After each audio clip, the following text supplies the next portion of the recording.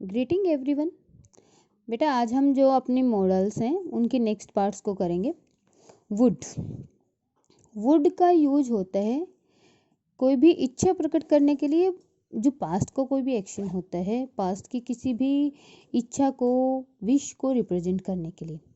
जिस तरीके से हम इनडायरेक्ट स्पीच में शैल की जगह शुड का यूज करते थे, ऐसे ही पास्ट फॉर्म है ये किसकी, विल की।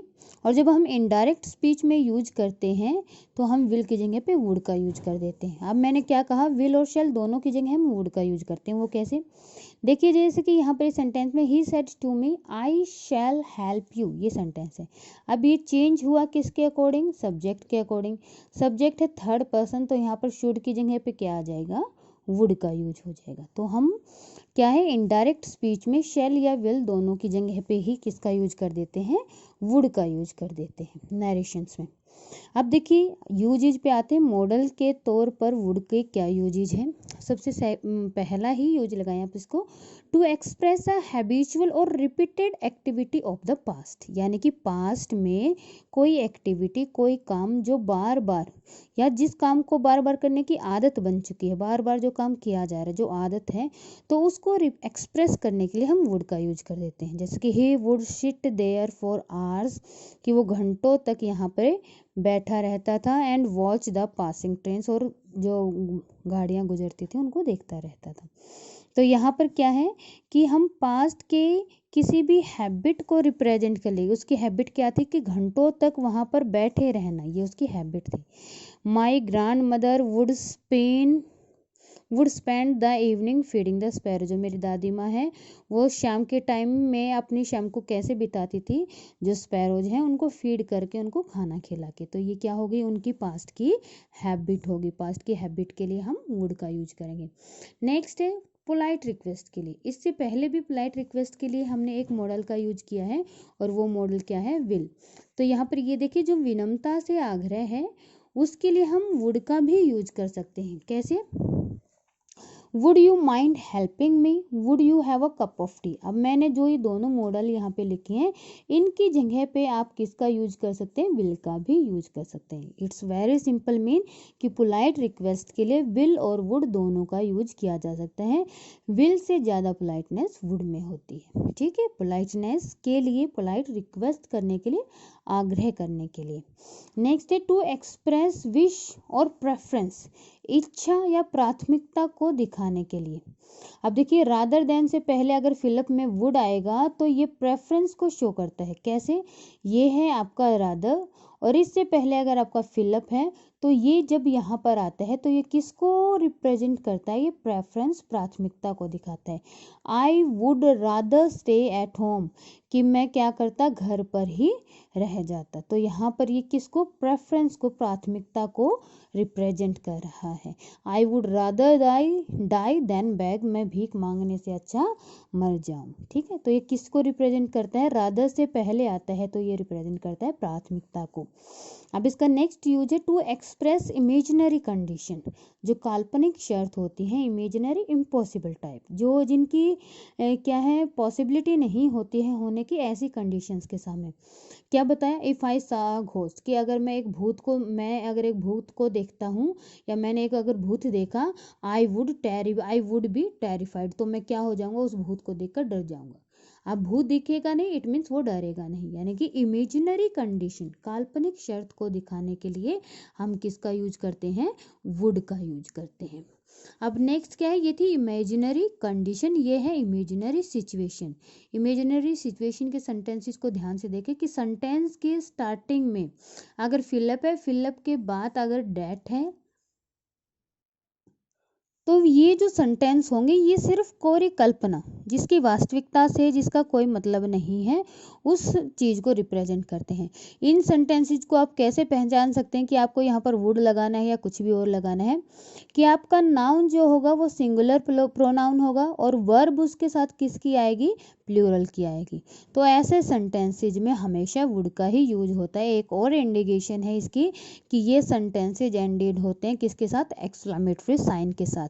अब एग्जाम्पल में देखिए, would that I were a bird. अब ये सेंटेंस है, पहली कंडीशन क्या है, स्टार्टिंग सेंटेंस के स्टार्टिंग में फिलअप हो, सेकंड कंडीशन क्या है, फिलअप के बाद दैट हो। थर्ड क्या है कि आपका जो आपका सेंटेंस में सब्जेक्ट है या प्रोनाउन है वो सिंगुलर हो और उसके साथ वर्ब कौन सी हो, प्लूरल की हो, तो वो भी कंडीशन पूरी हो रही है। लास्ट कंडीशन क्या है कि सेंटेंस एक्सक्लेमेटरी साइन से एंडेड हो। तो all 4 conditions are fulfilled in that sentence. ऐसे सेंटेंसेज में आपको आइडेंटिफाई कर लेना और उसके बाद तुरंत किसका यूज कर देना है, वुड का यूज कर देना है। अब एक चीज़ हो रहा है कि अगर इंग्लिश में कोई सेंटेंस लाइक टू जो वर्ड है या इन सेंटेंसेज में भी अगर लाइक टू से बना हो तो इन सेंटेंसेज में भी आप वुड का ही यूज कर दें।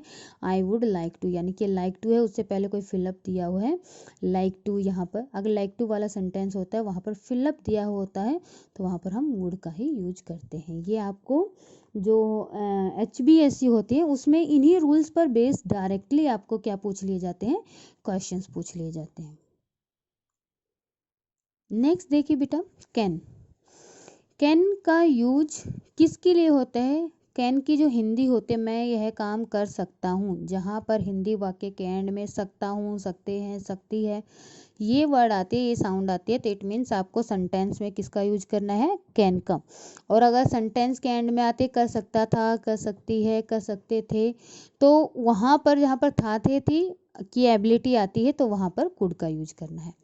हिंदी है इसकी सकना, समर्थ होना या योग्य होना। अब इसका देखिए हम यूज कैसे करते हैं, जो कैन वर्ड है उसको हम एक जो हमारा कोड है उससे समझ लेते हैं, CAP कैप और एक और P। Cap C for capacity, ability, power and permission. इन 4 चीज़ों के लिए हम कैन का यूज करते हैं। सबसे पहला है एबिलिटी के लिए, एबिलिटी यानी कि जो मेंटल एबिलिटी होती है, और कैपेसिटी, कैपेसिटी होती है क्षमता, कौन सी क्षमता, शारीरिक क्षमता के लिए, सामर्थ्य के लिए हम कैन का यूज कर सकते हैं। जैसे कि I can solve this sum, ability क्षमता की बात हो रही है। I can swim across the river, जहाँ पर फिजिकल एबिलिटी की बात होती है वो होती है कैपेसिटी, तो I can swim across the river। I can stand on your can you stand on your head, क्या तुम अपने सिर के बल खड़े हो सकते हो। तो इन तीनों सेंटेंसेज में एबिलिटी और कैपेसिटी की बात हो रही है।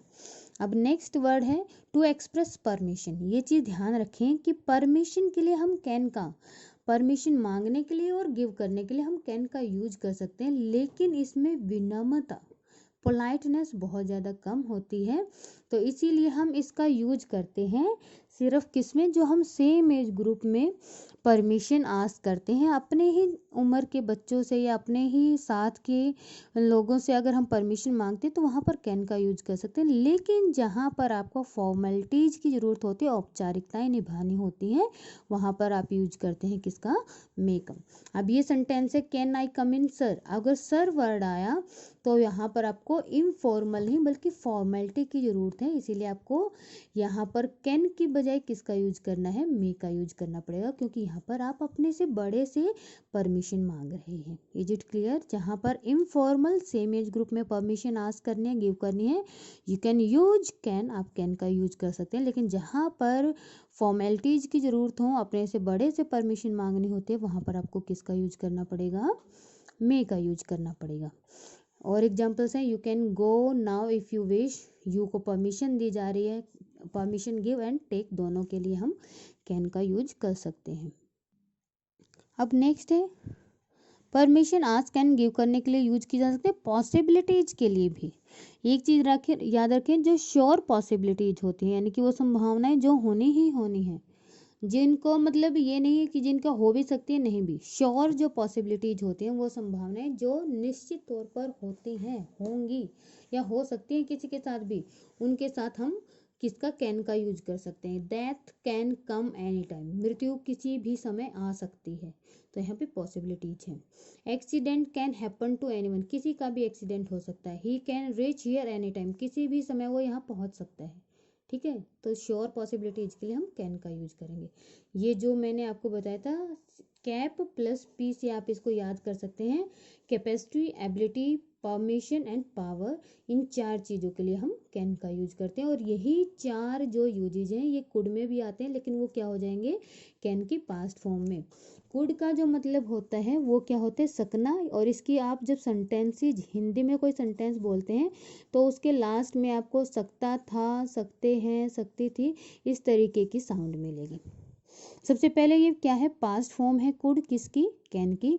तो जब हम इनडायरेक्ट स्पीच बनाते हैं तो हम क्या करते हैं कैन के बजाय कुड का यूज करते हैं। He said that he could solve this की जगह पे आ जाएगा दैट सम। ओके, अब पास्ट की एबिलिटी या कैपेसिटी को, जैसे कि मैंने बताया था कि यूजेस तो इसके भी यही हैं, लेकिन ये क्या हो जाएंगे कि पास्ट से रिलेटेड हो जाएंगे। प्रेजेंट से रिलेटेड हैं तो कैन, पास्ट से रिलेटेड हैं तो आप कुड का यूज कर सकते हैं।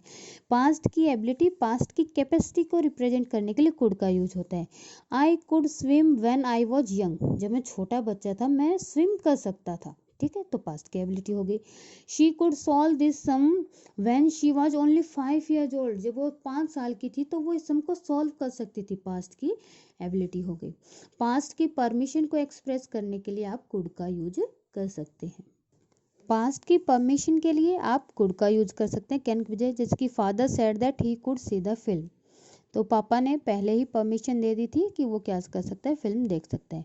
अब जो पोलाइट रिक्वेस्ट है उसके लिए भी कुड का यूज हो सकता है, लेकिन ध्यान रखें कि आप जितना हो सके पोलाइट रिक्वेस्ट के लिए यूज करें किसका, विल और वुड का। आई से पहले अगर आपको ज़रूरत पड़ रही है क्या करने की, मॉडल लगाने की, तो वहाँ पर शैल का यूज करें किसकी बजाय, विल की बजाय और वुड की बजाय, ठीक है। अब पास्ट की एबिलिटी को, पॉसिबिलिटी को भी एक्सप्रेस करने के लिए आप क्या यूज कर सकते हैं, कुड का यूज कर सकते हैं। इफ़ आई हैड मनी, अगर मेरे पास पैसे होते तो I could bye a scooter, मैं एक स्कूटर खरीद चुका होता, या मेरे पास एक स्कूटर हो सकता था अगर मेरे पास पैसे होते, ठीक है। अब एक ये चीज़ ध्यान रखें कि अगर किसी सेंटेंस में हेल्प के बाद क्या है आईएनजी फॉर्म है, जैसे कि ही कांट हेल्प स्नीजिंग, तो इस सेंटेंस में फिलअप हो तो आप कैन नॉट या कुड नॉट का यूज कर सकते हैं। लेकिन ये ध्यान रखें कि अगर आपका सेंटेंस प्रेजेंट टेंस में है तो कैन नॉट आएगा, और पास्ट टेंस में है तो कुड का यूज होगा। He has a bad cold, उसको क्या है बुरा जुकाम है, तो यहाँ पर हैज़ प्रेजेंट टेंस को इंडिकेट करे, इसीलिए यहाँ पर किसका यूज हुआ, कैन नॉट हेल्प स्नीजिंग, वो अपने आप को रोक नहीं पा रहा था क्या करने से, स्नीजिंग करने से, छींक लगाने से। अब यहाँ पर है he told me a joke, उसने मुझे एक जोक सुनाया।